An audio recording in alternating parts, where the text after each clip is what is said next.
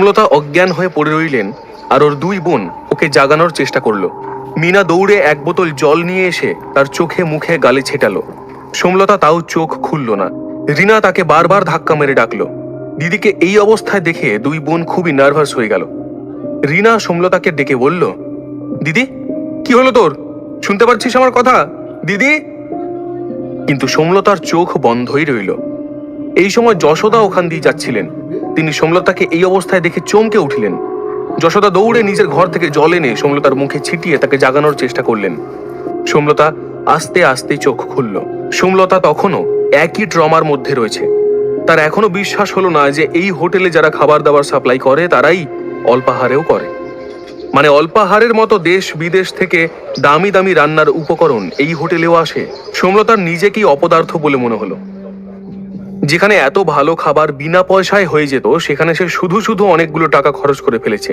তখন মাল ডেলিভারি করার ট্রাক বাইরে বেরোবার জন্য রেডি হয়ে গেছে। সোমলতা শিওর হওয়ার জন্য আবার জিজ্ঞাসা করলেন, তোমরা সত্যিই কি এখান থেকে অল্পাহারে মাল ডেলিভারি করতে যাচ্ছ? ট্রাক ড্রাইভার সোমলতার বারবার একই প্রশ্নে অবাক হয়ে তার দিকে তাকালো আর বলল, হ্যাঁ যাচ্ছি। কেন বলুন তো ম্যাডাম, আপনার কি কোনো দরকার আছে? সোমলতা উত্তর দিলেন, না এমনি জিজ্ঞাসা করছি। সোমলতা যতবার শুনছে এই কথাটা ততবারই তার শরীরটা কেমন খারাপ লাগছে, মুখটা শুকিয়ে যাচ্ছে। যশোদা এটা লক্ষ্য করে সোমলতাকে জিজ্ঞেস করলেন, এখন শরীরটা ঠিক লাগছে তো? মুখটা কেমন শুকনো লাগছে? যশোদাকে দেখে সোমলতার মাথা আরো গরম হয়ে গেল। যশোদার চেহারায় চমক এসে গেছে। এতদিন আরামে থেকে তার গায়ের রঙও পরিষ্কার হয়ে গেছে।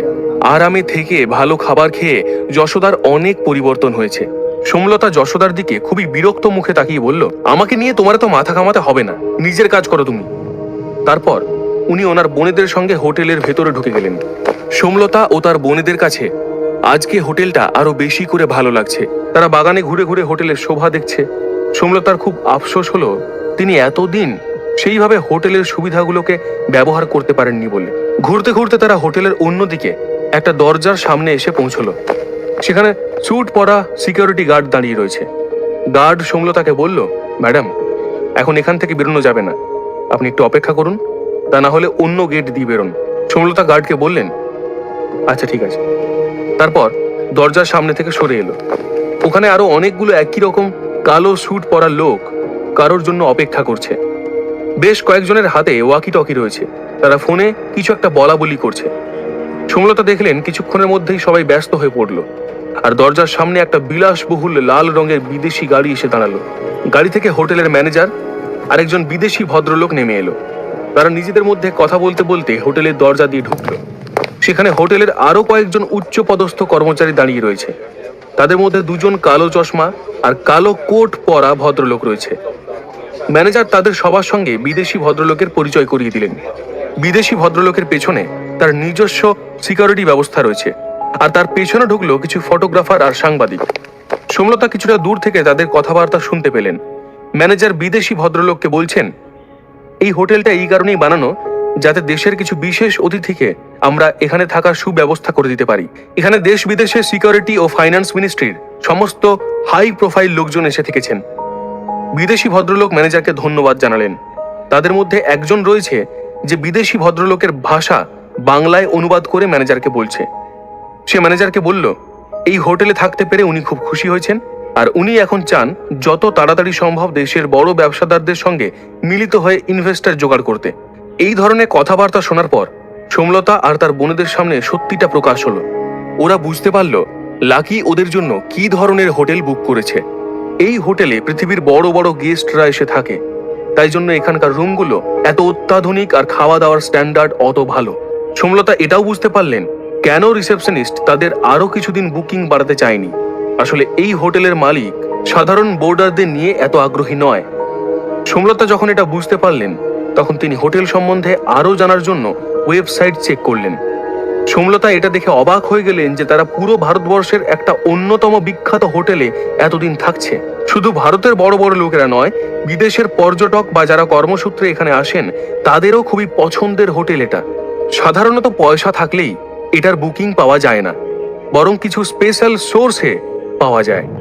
ভাগ্য ভালো বলে সোমলতার মতন গ্রামের থেকে আসা কয়েকজন মহিলা এখানে উঠতে পেরেছে। সোমলতার খুব আফসোস হলো যে কালকেই ওনাকে এই জায়গাটা ছেড়ে চলে যেতে হবে। তিনি দেখলেন যে যশোদা এক কোণায় দাঁড়িয়ে আছেন। এখানে লোকজন কেন এসেছে, কি হচ্ছে, সেগুলো সম্বন্ধে যশোদার কোনো ধারণাই নেই। সোমলতার দিকে চোখ পড়তেই যশোদা বললেন, আপনি এবার নিজের ঘরে গিয়ে একটু রেস্ট নিন।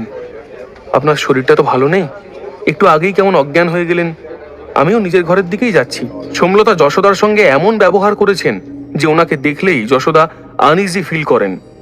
সোমলতা যশোদার দিকে এগিয়ে এসে বললেন, দাঁড়াও, আমার একটা কথার উত্তর দাও তো, কালকে কি তুমিও এই হোটেল খালি করে দিচ্ছ? যশোদা সোমলতাকে বললেন, না, লাকির সঙ্গে আমার কথা হয়ে গেছে, ও আমার বুকিং আরো কিছুদিন বাড়িয়ে দিয়েছে, আমি এখন কিছুদিন এখানেই থাকবো ভাবছি। হঠাৎ সোমলতার গলার আওয়াজ পুরো পাল্টে গেল। তিনি একেবারে বিগলিত হয়ে যশোদার হাত ধরে বললেন, যশোদা, তুমি তো আমার বোনের মতো, তুমি একটু তোমার জামাইকে বলো না আমাদের বুকিংও কিছুদিন বাড়িয়ে দিতে। দেখলেই তো আমার শরীরটা কেমন খারাপ, এখানে রেস্ট নিয়ে ভালো খাবার দাবার খেয়ে একটু সুস্থ হয়ে নিয়ে তারপর আমরা সবাই মিলে একসাথেই নয় গ্রামে ফিরে যাব। সোমলতার কথা শুনে রিনা এগিয়ে এসে বলল, হ্যাঁ যশোদা দিদি, তুমি তোমার ভাবি জামাইকে বলে দেখো না আমাদের বুকিংটা বাড়ানো যায় কিনা। এখানে আসার প্লেনের টিকিট যেমন আমরা কেটে দিয়েছিলাম, এভাবেই তো আমরা বোনেরা একে অন্যের পাশে দাঁড়াতে পারি, বলো। এই কথা শুনে মিনা তার বোনকে ঠেলা মেরে বলল, রিনা, তুই যশোদা দিদিকে কি বলছিস? আমরা কি সেরকম লোক নাকি যে একবার উপকার করেছি বলে আবার করব না বা তার প্রতিদান চাইছি? আমি তো ভেবেইছিলাম যেমন আমরা একসঙ্গে এসেছি তেমনই আবার একসঙ্গে ফিরে যাব। যশোদা দিদি নিশ্চয়ই লাকিকে বলে আমাদের এখানে থাকার ব্যবস্থা করতে পারবে। সোমলতা আর ওনার বোনেদের ইচ্ছে হলো এখানে থেকে আরো কিছু বড় বড় লোককে দেখার, তাহলে ওনারা গ্রামে গিয়ে সেখানে নিজেদের ঢাক পেটাতে পারবেন। ওনারা জানেন নিজের ঢাক নিজে পেটাতে পারলেই লোকের খাতির পাওয়া যায়। যশোদা সোমলতাকে বললেন, ঠিক আছে, আমি লাকির সঙ্গে কথা বলছি। উনি সাদাসিধে ভালো মানুষ। সোমলতা আর ওনার বোনেদের যশোদার সঙ্গে এত অভিনয় করার কোনো দরকারই নেই। রাধিকার কাছ থেকে যশোদা লাকির সম্বন্ধে কিছুটা শুনেছেন। লাকির পরিবার যে খুব প্রভাব প্রতিপত্তিশীল সেটা তিনি বুঝতে পেরেছেন, আর এই হোটেলে লাকির সম্মান দেখে তিনি আরো বুঝতে পেরেছেন যে লাকির এই শহরে একটা ভালো পজিশন আছে। প্রথমে তো রাধিকার কথা তিনি বিশ্বাস করতে পারেননি, কিন্তু তারপর লাকির সঙ্গে কথা বলে তিনি সত্যিটা বুঝতে পেরেছেন। তাও যশোদা লাকির সম্বন্ধে যা জানতেন সেটা প্রায় কিছুই নয়। লাকি যশোদার কথা শুনে যশোদাকে বলল, আপনি চিন্তা করবেন না, ওইসব হয়ে যাবে, আমি হোটেলে বলে দেবো। যশোদা নিশ্চিন্ত হয়ে সোমলতাকে সে কথা জানিয়ে দিলেন। সোমলতা খানিকটা অবাক হয়ে যশোদাকে বললেন, অনেক ধন্যবাদ যশোদা, তুমি লাকিকেও আমাদের হয়ে ধন্যবাদ জানিয়ে দিও। সোমলতা আর ওনার বোনেরা হোটেল সম্বন্ধে জানার পরে খুবই উৎসাহিত হলেন। ওনারা হোটেলে ঘুরে ঘুরে নানান জায়গার ছবি তুললেন। এখন তো হোটেলের বাথরুমও তাদের খুব সুন্দর বলে মনে হলো। ছবি তোলার পর ওনারা নিজেদের রুমে ফিরে গেলেন। আরাম করে খাটে বসে নিজেদের তোলা ছবিগুলো দেখলেন। রিনা নিজের খাটে হেলান দিয়ে বসে বলল, আমি তো ভাবতেই পারছি না যে লাকির মতো ছেলের এই হোটেলে এত চলে। তবে এখন মনে হচ্ছে ছেলেটার চেহারাটাও মন্দ নয়, হ্যান্ডসামই বলা চলে। মিনাও তার বোনকে সমর্থন করে বলল, প্রথম দিন যখন লাকিকে দেখলাম তখন তো ওকে গরিব বলেই মনে হলো। জামা কাপড়ও সেরকম ছিল না, হাতে একটা ঘড়িও পরেনি। আমি তো ভেবেছিলাম রাধিকা ওরই মতো কোনো এক গরিব ছেলেকে ধরেছে। এখন মনে হচ্ছে লাকি অনেক বড় মাপের কেউ একজন, তাই জন্যই বাইরে বেশি দেখায় না। সোমলতার এখনো যেন কিছু বিশ্বাস হলো না। তিনি প্রচন্ড শকড হয়ে বিড়বিড় করে বললেন, হ্যাঁ, লাকি বড় লোক তো বটেই, ও আমাদের ধরা ছোঁয়ার বাইরে। তা না হলে যে হোটেলে প্রতি রাতের খরচ 20,000 টাকা, সেখানে সে এতদিনের জন্য ঘর বুক করে দিল। আর এটাও তো দেখছি যে শুধু পয়সা থাকলেই এখানে ঘর পাওয়া যায় না, কোনো ভালো সোর্সের দরকার হয়। কলকাতা শহরে সেটুকু প্রভাবও লাকির যথেষ্ট আছে। মিনা হঠাৎ উত্তেজিত হয়ে বলল, এখন আমি বুঝতে পারছি কেন সেদিন অল্পাহারে আমাদের এত খাতির করা হয়েছিল।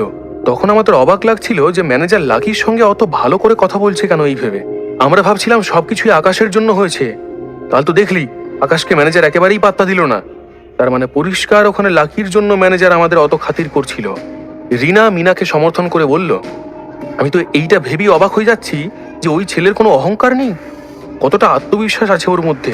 আমার মনে হয় ও কোনো বিরাট ভালো ঘরের ছেলে। খালি পয়সা নয়, সমাজে ওদের পরিবারের প্রতিপত্তিও আছে, আর তাই জন্যই নিজেকে দেখানোর ব্যাপারটা একেবারেই নেই।